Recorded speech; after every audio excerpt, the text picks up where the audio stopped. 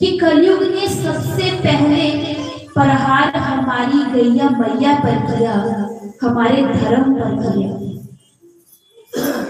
पूछा गया कि तुमने पहला प्रहार यही क्यों किया, किसी मंदिर में, मस्जिद, कहीं चर्च में क्यों नहीं किया? तो कलयुग कहता है कि मुझे क्या है, अगर सनातन धर्म, हिंदू धर्म की गैया मैया का नाश कर दिया जाए तो उनका धर्म ही नष्ट हो जाएगा। और आज इस कली काल में आप हम सब देखते हैं कि हमारी गाय माता पर कितना अत्याचार होता है। जब हम कथाओं में आते हैं, कथाओं से ज्ञान प्राप्त होता है, तो हम धर्म के रास्ते पर चलना प्रारंभ कर देते हैं। तो उसमें हम अपने धर्म को बचाते हैं और अपनी गैया मैया की सुरक्षा करते हैं। कथा के माध्यम से मात्र यही समझाया जाता है कि प्रभु के चरणों में लीन रहना चाहिए, प्रभु का नाम सिमरन करते रहना चाहिए, ताकि हम अपने धर्म के रास्ते से विचलित न हो सके। आने वाला जो समय है, जो कली काल है, कलयुग के 4 चरण बताए गए हैं।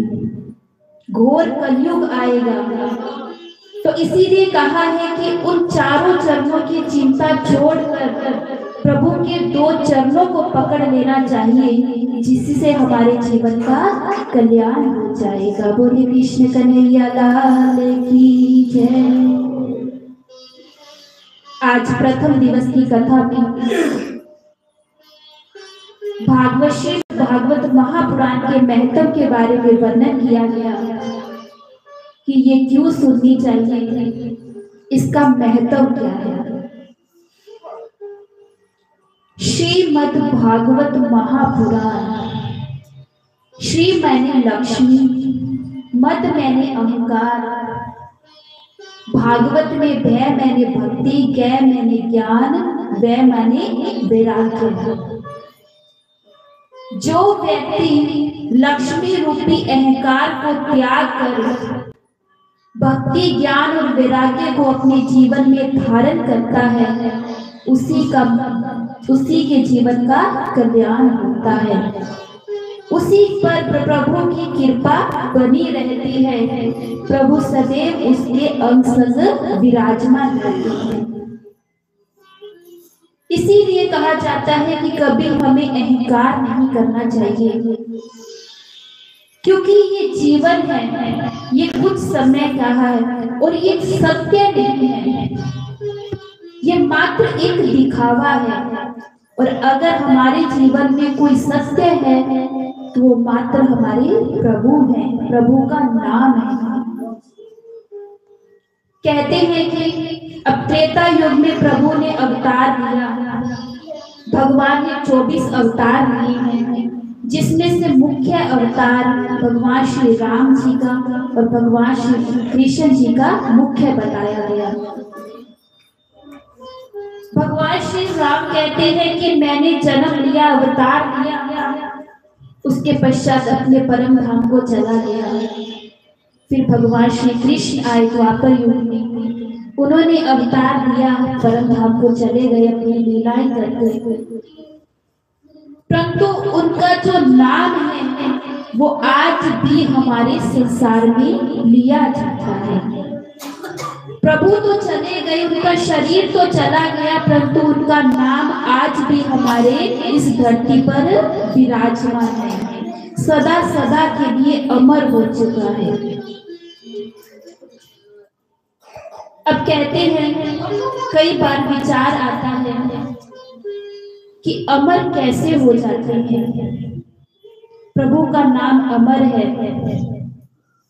अब जैसे द्वापर युग में जब ध्रुव जी ने अवतार लिया, अब ध्रुव जी तो चले गए, परंतु आज भी ध्रुव जी विराजमान है।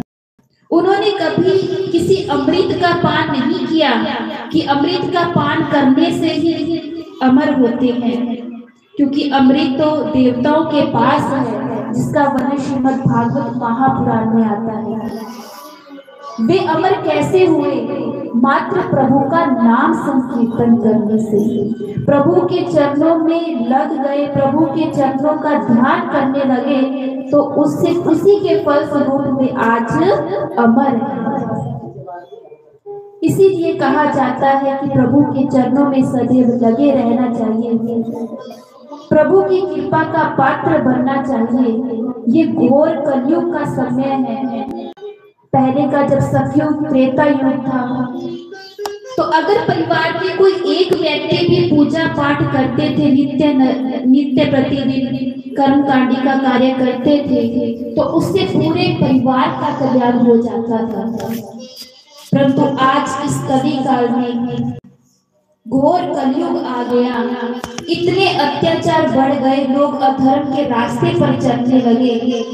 तो इसीलिए कहा जाता है कि आज के समय में हर मनुष्य को अपना कर्म करना चाहिए। अब प्रभु ये नहीं कहते कि अपना जो कर्म है, जो नित्य प्रतिदिन का, उसे छोड़कर मेरे चरणों में लग जाओ, नहीं। प्रभु ये कहते हैं, बारंबार यही निवेदन करते हैं कि जिस के लिए तुमने जन्म लिया है, तुम गृहस्थी जीवन में रहते हो, अपने गृहस्थी जीवन में रहते रहते प्रभु का नाम सिमरन करते रहो। हमारे जन्म लेने का उद्देश्य भी प्रभु की भक्ति ही है। परंतु जिस क्षण हम धरती पर आते हैं, जन्म लेते हैं, उसी क्षण हम प्रभु की इस योग माया में ऐसे जकड़े जाते हैं कि हम अपने जीवन का उद्देश्य ही भूल जाते हैं। जब एक छोटा सा बालक होता है, जब माँ के गर्भ में होता है, तो उसे बहुत पीड़ा सहनी पड़ती है। अब जब बारंबार उसे पीड़ा सहनी पड़ती है, तो प्रभु को पुकारते हैं कि प्रभु मुझे इस नरक से निकाल दो, मुझे इस पीड़ा से मुक्त कर दो। मैं आपको वचन देता हूँ कि जिस क्षण मैं धरती पर जन्म लूंगा, उसी क्षण आपकी भक्ति में लीन हो जाऊंगा।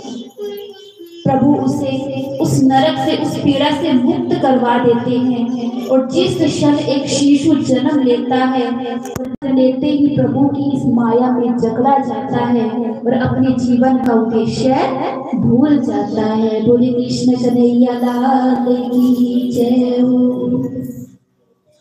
इसीलिए बारंबार निवेदन किया जाता है कि आप स्वयं भी कथाओं को सुने, कीर्तन करें, प्रभु का हरि नाम संकीर्तन करें और अपने साथ साथ अपने परिवार को भी उनके साथ जोड़े रखें।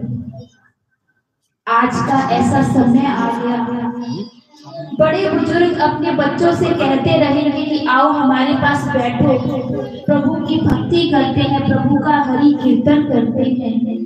परंतु हमारी युवा